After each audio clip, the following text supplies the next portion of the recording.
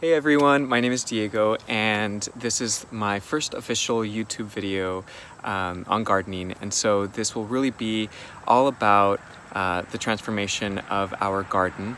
I garden in zone 6A, and it gets pretty cold here, so and I'm originally from California, which in a zone I believe 8, so that was very different for me, but anyway, so we'll go ahead and get started. Today I'm going to do a quick tour of the current state of affairs in terms of our garden.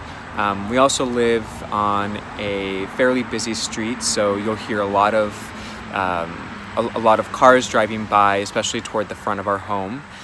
So let's go ahead and get started. I'll walk around again the entire garden, kind of show what it is that we're working with.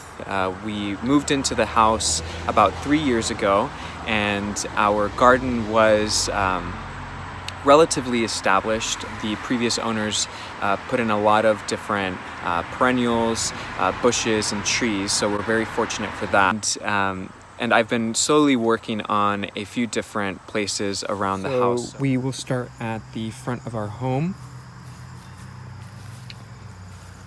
We have 2 dwarf Alberta spruces here that I prune in the spring and in the fall so that they can keep their spiral shape.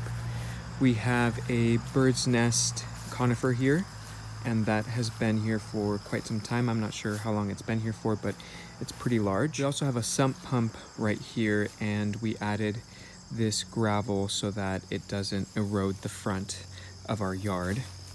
We have barberry back here. We have about, I believe, 3 of these bushes, and of course they always have seedlings, so I'm always pulling them out, but some of them have gotten quite big. We also have some spirea. We have 3, and you'll see that there is a baby one there. Again, these do have some seedlings, and so those will get big if you don't pull them out. We also have a lot of red buds that will start to grow, and if you don't catch them in time, then they will get pretty large. Fortunately, red buds are very pretty, so I will most likely be transferring this red bud to a different part of the garden. So we'll move over toward the other side of the house.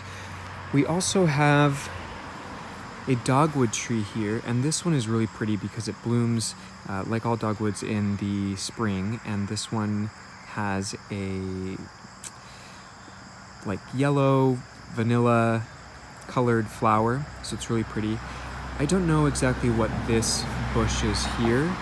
It flowers some white flowers toward the top of the canopy there. I don't know exactly what this is, and then now it has a few red berries. I definitely need to prune that back pretty hard because we do have a couple of windows there that are covered by this. We'll keep going. This tree has been here for quite some time. Again, I don't know exactly when it was planted, but I did prune this the other day because some of the branches were just drying out, and I'm not sure what's going on with it, but hopefully the pruning has helped. And I did see that there are a lot of new branches that are coming out from the center, so hopefully it does bounce back, because I think that this tree is really pretty because it kind of creates a little umbrella kind of shape here. We've got some daylilies that we popped into this spot earlier this summer, actually, and I forget the name of this plant, but it has really grown quite well because it used to be very small. We do have a lot of weeds. I haven't had a chance to come out here and get those out, but this one flowers a purple violet color. We have an oriental lily here, or an Asiatic lily here. I've never seen that one actually flower because usually the deer or chipmunks or squirrels will usually get to it first. Every single season that we've been here, I've never seen that flower, so I should definitely move that.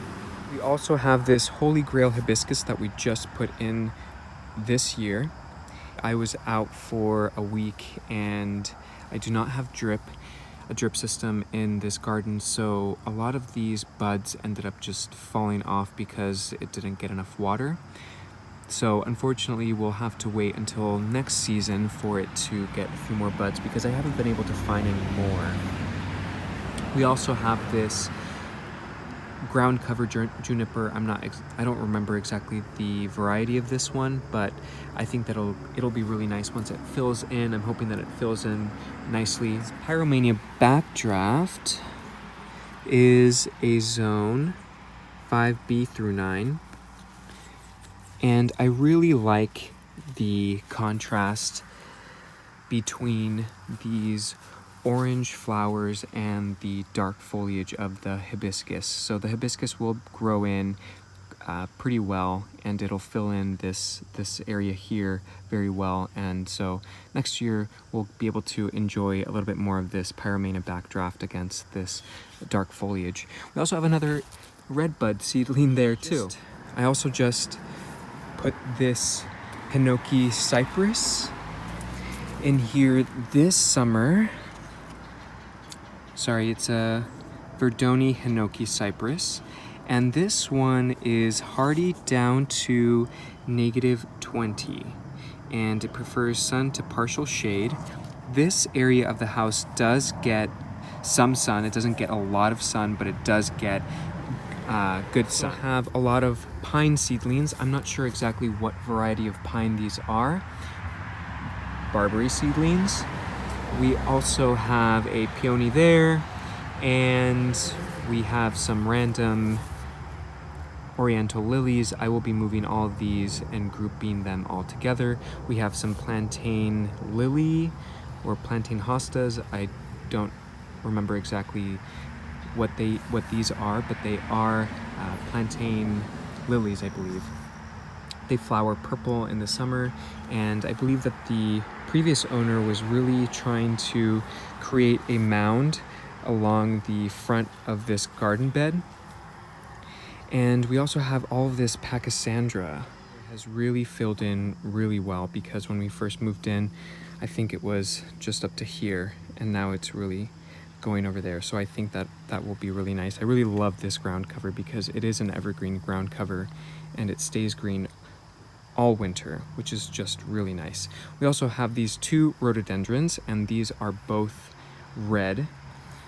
These have really bounced back. The first year that we were here, they had very, very dry branches, not very many leaves, and it has filled in really well. And this one actually has been doing even better than that one because it's just gotten very large.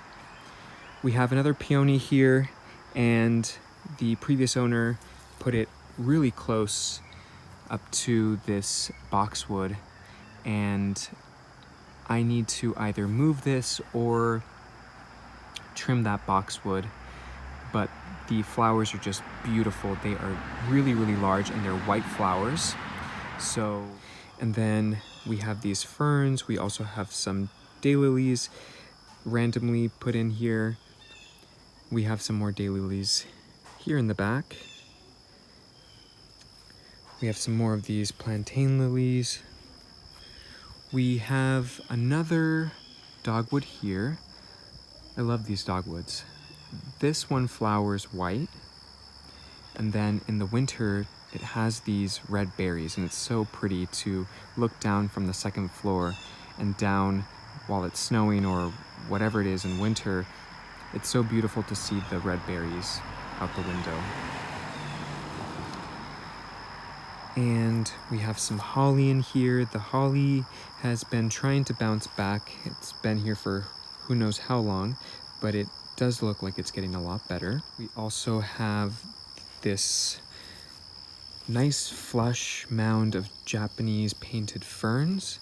And what I'm going to do this year is I will be digging some of these mounds out and dividing them and putting them in different locations around the house, because we do have more shady areas, and I think that these Japanese painted ferns are just so beautiful.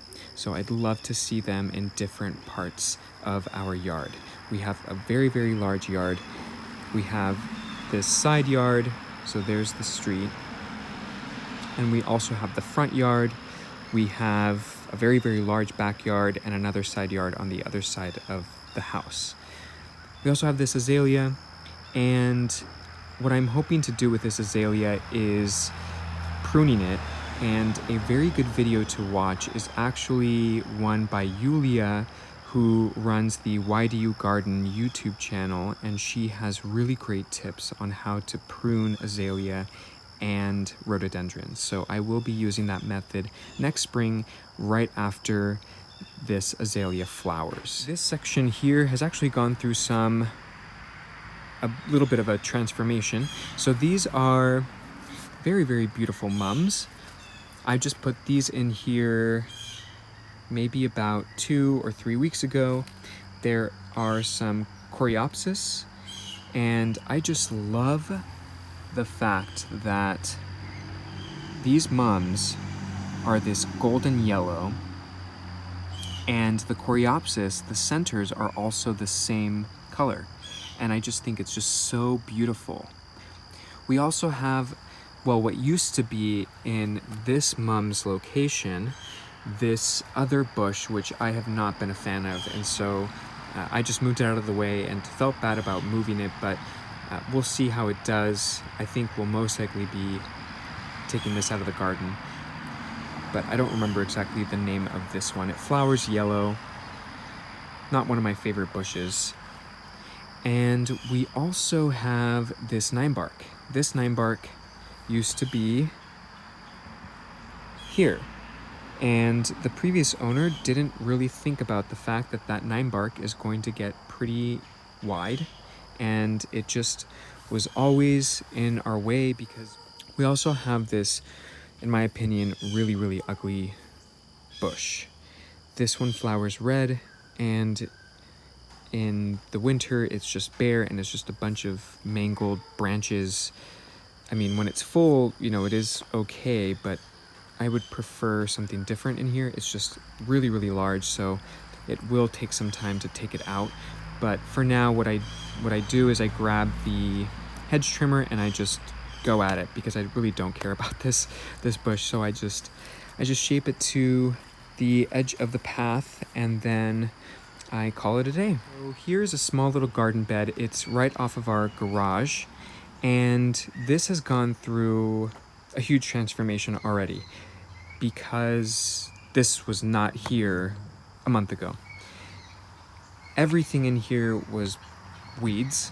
I had put in some daffodils and some crocus in here, but after those had flowered and had died back, there was nothing else there. So I added some more of these oriental lilies. These are kind of the classic oriental lily with the the red petals and the white tips. It's really, really pretty. I can already see some more red beetle larvae or eggs. Really frustrating. They're still going strong. This one had managed to avoid all of the red beetles from the other lilies in the other parts of the garden, but I guess they must have smelled this one, and so they've all come over here. So I will be spraying that as soon as I'm done with this video. And we do have a lot of weeds in here. This is a very, very new bed. The previous owner, I believe, must have had some sort of a bush or something that had dried in this spot, and so we had to take it out, and then we had to take out all of the weeds, but as you can see, some of the weeds have come back. And we also added this stone crop over here. Again, I need to come out here and really get to these weeds. So this continues on. This gate will take you into our backyard, and actually our backyard kind of swoops around over here toward the house, toward the back of the house. And this is probably one of my favorite spots on our property. This is a creek, and I added a lot of daffodils in random spots throughout this wooded area. It is just so beautiful to see all of the daffodils in the spring come up within all of these different trees. It's just so pretty. We have some more pachysandra there, and we also have another ground cover which I don't remember the name, but it is this one here. And it flowers white. It's really pretty, and I'm hoping that it just continues to drop its seed, because I'm pretty sure that this one just continues to seed itself in different spots. And I think it's really pretty, so I want it to continue seeding itself. You can see it's kind of going all over the place. And this area is just so beautiful. We've got moss. We have some tree trunks that are rotting. We have these beautiful rocks that are just really well nestled into the ground. It's just so natural. Like this one, it's just so beautiful. And there's the creek. I have a few ideas to fill in this creek area. I think that right here what we'll end up doing is we'll end up adding a concrete bench and maybe adding some of those Japanese painted ferns along the side of the creek. This area is just so peaceful. And this area is just so beautiful all 4 seasons. I mean, when you come out here in spring, everything is coming back, all the green is filling in, and the random daffodils that I've put in, the random daffodil bunches that I've put in, look just so beautiful.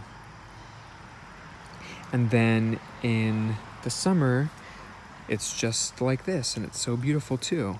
And then in the fall, we have all of the maple trees dropping all of their leaves, and it just looks as though it's snowing beautiful orange, yellow, red leaves. It's so beautiful. And in the winter, this will fill up with snow, and it just looks so beautiful too.